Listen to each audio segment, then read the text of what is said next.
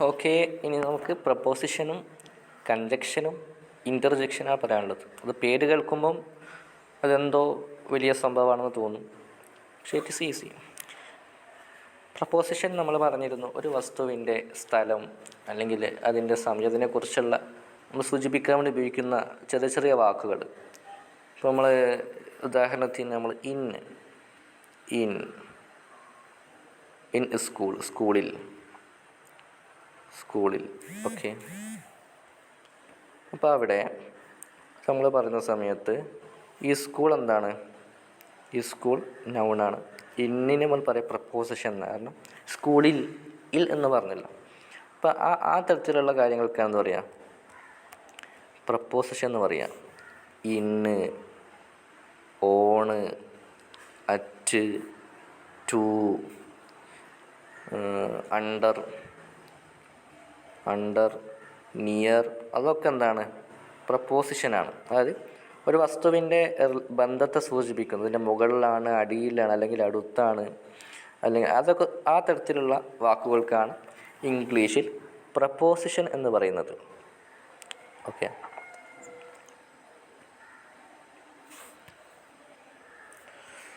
Preposition എന്ന് പറയുന്നത് അത്തരം വാക്കുകൾക്കാണ്. ഇനി കൺജക്ഷൻ എന്ന് പറഞ്ഞാൽ ഇതൊക്കെ നമ്മളൊരു വട്ടം വിശദീകരിച്ച് പറഞ്ഞതാണെന്നാണ് നമ്മൾ സ്പീഡിൽ പോകുന്നത്. കൺജക്ഷൻ രണ്ട് വാക്കുകളെയോ രണ്ട് സെൻറ്റൻസുകളോ യോജിപ്പിക്കാൻ വേണ്ടി വരുന്ന ഇപ്പോൾ കാര്യങ്ങൾ. ആൻഡ്, ബട്ട്, ബിക്കോസ് ഒക്കെ എന്താണ്? ചുരുക്കിയത്. ബിക്കോസ് ചുരുക്കിയത് കേട്ടോ. അപ്പോൾ ബിക്കോസ്, ബട്ട്, ആൻഡ്, യെറ്റ്, ഇഫൊക്കെ നമ്മൾ ഒരു ഉദാഹരണം പറഞ്ഞു. ഇഫ് യു ഗോ, നീ പോവുകയാണെങ്കിൽ ഞാനും പോകും. അപ്പോൾ ഇഫ് യു ഗോ, നീ പോവുകയാണെങ്കിൽ ഞാനും പോകും എന്ന രണ്ട് സെൻറ്റൻസുകളെ ഇഫ് യോജിപ്പിച്ചു. അപ്പോൾ ആ ടൈപ്പ് സാധനങ്ങളാണ് കൺജക്ഷൻ എന്ന് പറയാം. അപ്പോൾ പ്രപ്പോസിഷൻ എന്ന് പറഞ്ഞാൽ ഒരു വസ്തുവിൻ്റെ ബന്ധത്തെ സൂചിപ്പിക്കാൻ. ഇപ്പോൾ അത് മുകളിലാണ്, അടിയിലാണ്, അടുത്താണ്, അതിൻ്റെ സ്ഥലത്തെയോ സമയത്തോ സൂചിപ്പിക്കാൻ വേണ്ടി വരുന്നതാണ് പ്രപ്പോസിഷൻ. കൺജക്ഷൻ എന്ന് പറഞ്ഞാൽ രണ്ട് സെൻറ്റൻസുകളെ യോജിപ്പിക്കാൻ വേണ്ടി.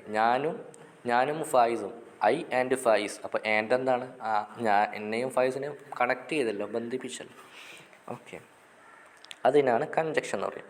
അവസാനമായിട്ട് പറയാനുള്ള ഇൻ്റർജെക്ഷനാണ്. ഇൻ്റർജെക്ഷൻ എന്ന് പറഞ്ഞാൽ ഇതിലൊന്നും പെടാത്ത കാര്യങ്ങൾ. അപ്പോൾ നമ്മളിപ്പോൾ അത്ഭുതത്തോടെ വാവ്, അത്ഭുതം, അത് ഇൻ്റർജെക്ഷനാണ്. അല്ലെങ്കിൽ ഓക്കെ വി വിൽ ഗോ, നമുക്ക് പോകാം. അപ്പോൾ ഓക്കെ എന്താണ്? അതൊരു ഇൻ്റർജെക്ഷനാണ്. അപ്പോൾ നമ്മുടെ ഒരു ഫീലിങ്സ് അല്ലെങ്കിൽ ഒരു അത്ഭുതം അതൊക്കെ സൂചിപ്പിക്കാൻ വേണ്ടി വരുന്നതാണ് എന്ത്? ഇൻ്റർജെക്ഷൻ. അപ്പോൾ ഒന്നുകൂടി വിശദീകരിച്ച് ഇതിൽ ഉദാഹരണം കൊടുത്തിട്ടുണ്ട്. വളരെ കൃത്യമായിട്ട് ഓരോ കളറിൽ കൊടുത്തിട്ടുണ്ട്. എന്ന് പറഞ്ഞാൽ ഇപ്പോൾ വെൽ നമുക്ക് വെൽ എന്നാൽ പ്രത്യേകിച്ച് അർത്ഥമല്ല. വെൽഡെന്നോ പറയുമല്ലോ.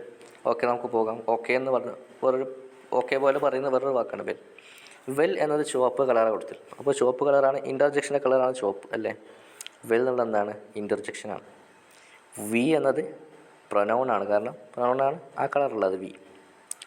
ലൈക്ക്, വെൽ അതെ, വി ലൈക്ക് ടു വിസിറ്റ്. നമ്മൾ ഇഷ്ടപ്പെടുന്നു. ടു വിസിറ്റ് ചെയ്യാൻ. ഓൾഡ് ഫ്രണ്ട്സ്, നമ്മളെ പഴയ കൂട്ടുകാർ. നൗ അപ്പോഴും, ദെൻ ഇപ്പോഴും, ദെൻ അപ്പോഴും. അപ്പോൾ നമ്മളെല്ലാ സമയത്തും നമ്മളെ ഫ്രണ്ട്സിനെ വിസിറ്റ് ചെയ്യുന്നത് ഇഷ്ടപ്പെടുന്നു. അപ്പോൾ വി എന്നുള്ളത് പ്രൊനൗണാണ്. ലൈക്ക് എന്താണ്? വെർബാണ്. ഇഷ്ടപ്പെടുക എന്നത് അതുകൊണ്ട് പച്ച നിർത്തി കൊടുത്തത്. വിസിറ്റും എന്താണ്? വെർബാണ്. പിന്നെ ടു ആണ് ഇവിടെ പ്രപ്പോസിഷൻ കേട്ടോ. ഇതിൻ്റെ കളർ ഉണ്ടല്ലേ. കാരണം അത് ടു പ്രപ്പോസിഷനാണ്.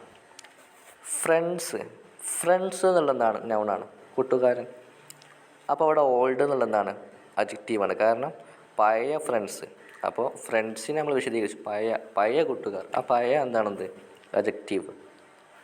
അതിൻ്റെ റോസ് കളർ കണ്ടില്ലേ, പിങ്ക് കളറിൽ. ഓക്കെ. ഇനി നൗ ആൻഡ് ദെൻ അതാണ് നമുക്ക് അടുത്ത പറയാനുള്ളത്.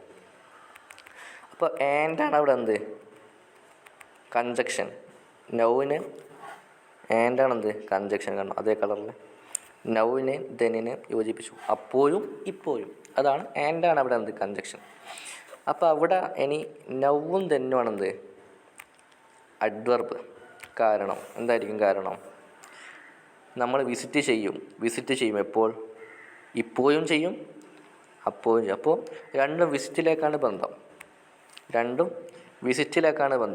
നൗ ദെൻ ഇത് രണ്ടും വിസിറ്റാണ്. നമ്മൾ വിസിറ്റ് ചെയ്യും, എപ്പോൾ വിസിറ്റ് ചെയ്യും? നൗ ഇപ്പോഴും വിസിറ്റ് ചെയ്യും, അപ്പോഴും വിസിറ്റ് ചെയ്യും. അപ്പോൾ അത് വെർബിനെ ബന്ധപ്പെടുത്തി വന്നതുകൊണ്ട് അഡ്വർബായി. മനസ്സിലായോ? ഓൾഡ് ഫ്രണ്ട്സ്, ഓൾഡ് എന്നുള്ളത് അഡ്ജക്റ്റീവ് ആവാൻ കാരണം ഫ്രണ്ട്സിനെ വിശദീകരിക്കാൻ വേണ്ട പഴയ കൂട്ടുകാർ. അതേപോലെ തന്നെ നൗ അപ്പോഴും, ഇപ്പോഴും, ദെൻ അപ്പോഴും അത് വിസിറ്റിനെ വിശദീകരിക്കേണ്ടതാണ്. നമ്മൾ അവരെ സന്ദർശിക്കും, അപ്പോഴും ഇപ്പോഴും. അപ്പോൾ ഇതാണ് ഇതിൻ്റെ ഏറ്റവും ഷോർട്ട്. അത് നിങ്ങൾ ഒന്നുകൂടിയും മനസ്സിലായിട്ടില്ലെങ്കിൽ ക്ലാസ് ഒന്നുകൂടി കേട്ടിട്ട് നിങ്ങൾക്ക് തീരെ മനസ്സിലാക്കുക. ഓക്കെ.